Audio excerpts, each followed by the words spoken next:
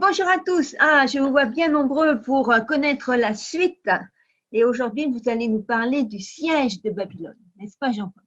Oui, bonjour Françoise, bonjour jeunes gens. Je suis heureux de vous parler de Babylone. Alors, vous comprenez que ces événements dont nous parlons sont encore dans le futur, hein. Bien sûr. Donc, il y a des aspects qu'on est obligé d'interpréter par rapport au texte, qu'on essaie d'interpréter au plus près, mais voilà. On y va, on y va. Ces approches sont sujettes à être affinées, précisées, dans les mois ou les années qui viennent. Bien sûr, bien sûr. Alors, quand même, nous avons un certain nombre d'éléments importants, parce que le chapitre 17, c'est un chapitre d'explication. Et curieusement, c'est probablement le plus difficile à interpréter.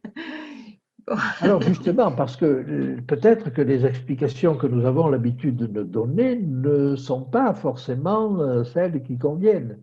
Et quand le texte lui-même nous donne des explications, ça devient compliqué. Bon.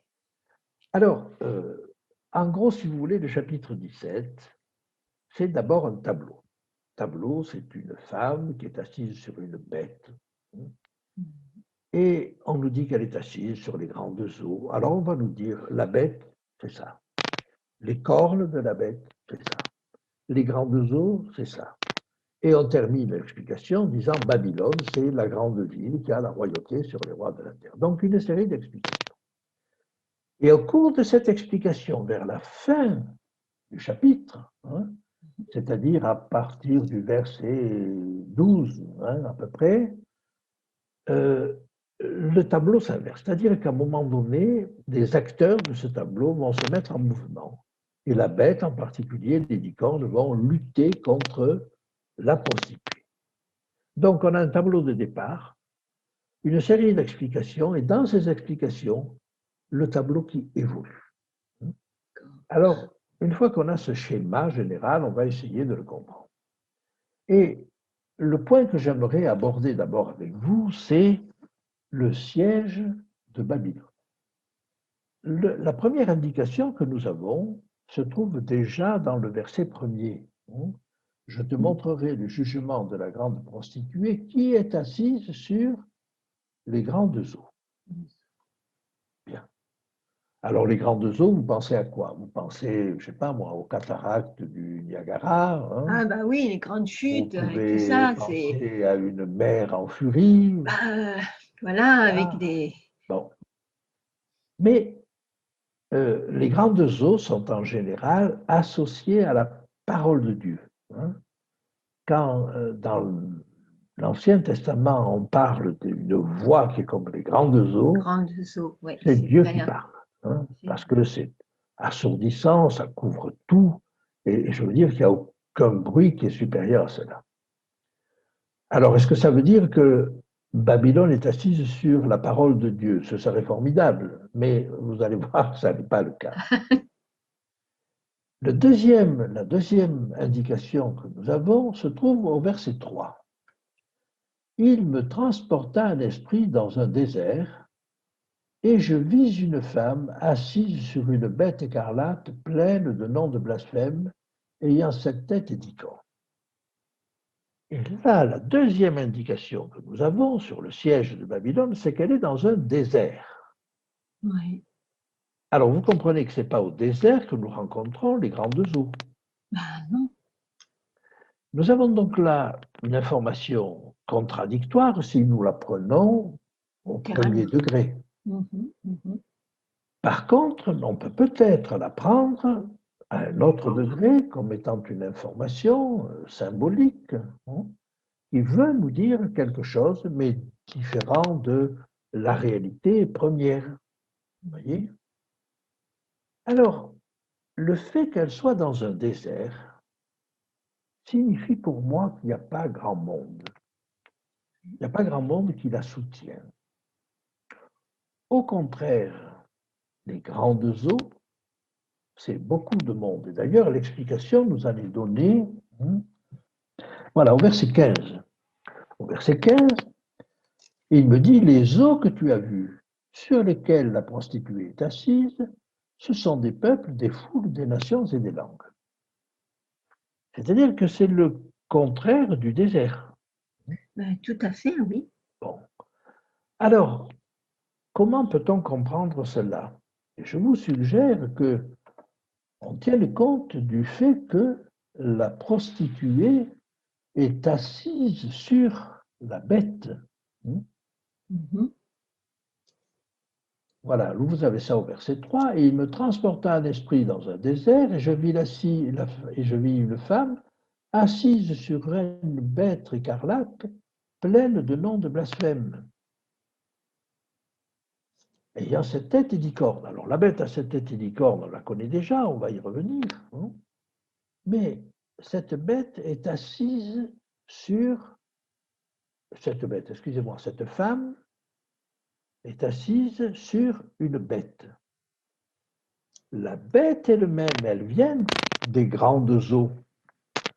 Je vous rappelle au chapitre 13, quand on a vu pour la première fois cette bête, il est dit ceci. Puis je vis monter de la mer une bête qui avait 10 cornes et 7 têtes, et sur ses cornes 10 diadèmes, et sur ses têtes des noms de blasphème. La femme elle-même est au désert. Elle n'a pas une grande assise populaire. Par contre, elle est assise sur la bête, qui, elle, monte des grandes eaux, et qui, elle, a une large assise populaire. Elle est assise sur des peuples, des foules, des nations et des langues, comme le dit le verset 15. Donc, si la femme a une large assise populaire, elle le doit à la bête sur laquelle elle est assise. Donc, ça nous donne là une indication qui peut être tout à fait intéressante. Mais vous voyez, on est obligé, là, le texte nous oblige à interpréter ces choses-là, parce qu'on ne peut pas être au désert et sur les grandes eaux. Non, pas possible. Voilà. C'est évident. Et au verset 9, on nous dit ceci. C'est ici l'intelligence qu'il y a de la sagesse. Les 7 têtes sont 7 montagnes sur lesquelles la femme est assise. Ah, on nous dit qu'elle est assise sur les 7 têtes qui sont 7 montagnes. Alors, cette montagne, on l'a déjà vue. Oui, avec Rome. Voilà, ça évoque Rome.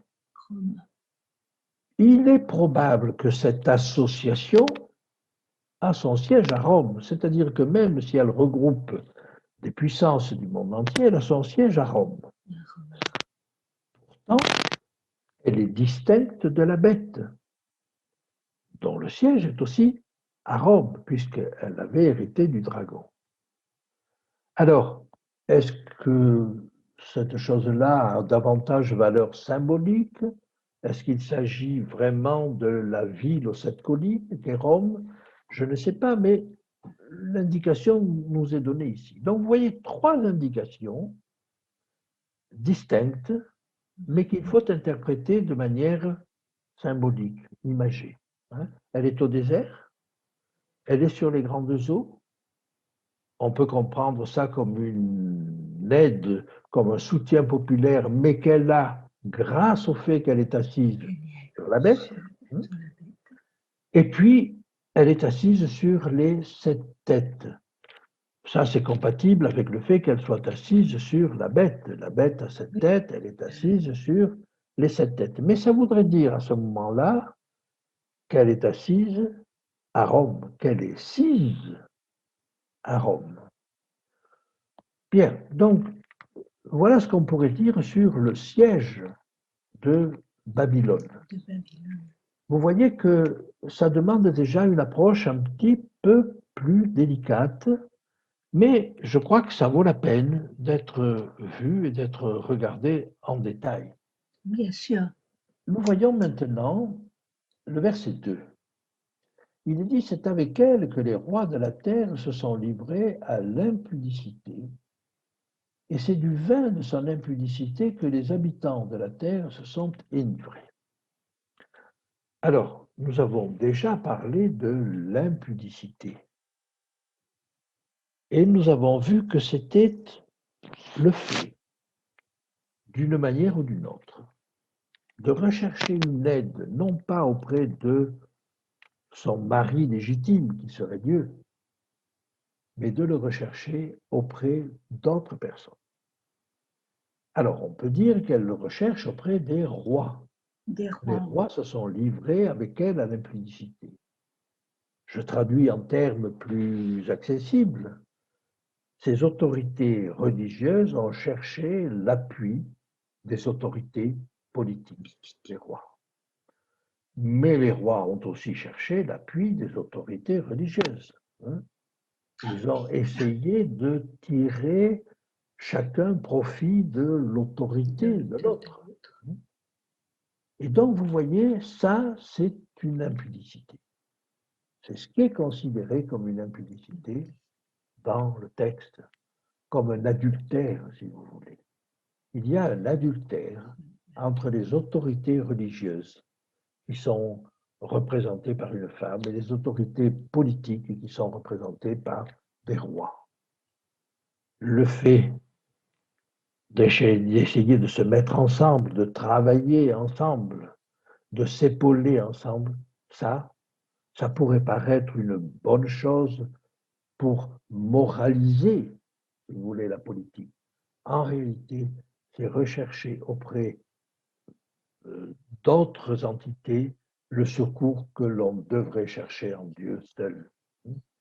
Parce que chaque fois que vous cherchez un appui auprès de quelqu'un, il faut renvoyer l'ascenseur.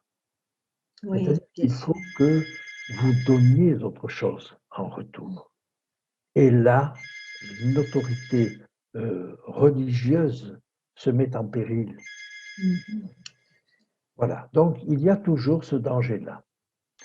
Maintenant, elle a fait boire aussi du vin de son impudicité aux habitants de la terre. Et c'est ça.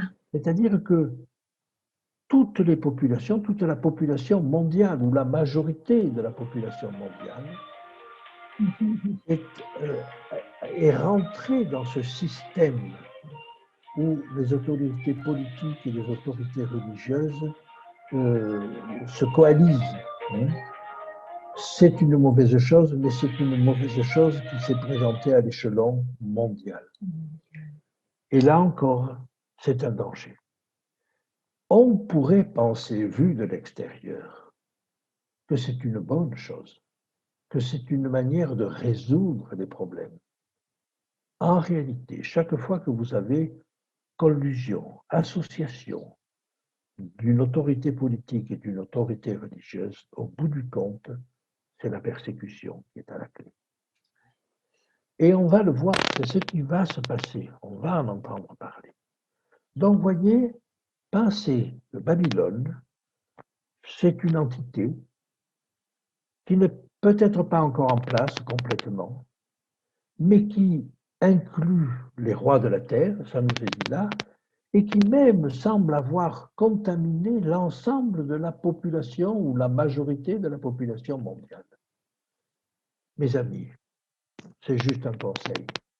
Si vous voyez un système mondial qui se met en place, si bon soit-il, si écologique soit-il, si bienveillant apparemment soit-il, pensez à Babylone, pensez à la description qui nous en est faite et pensez que derrière, il y a plus de danger que de réussite.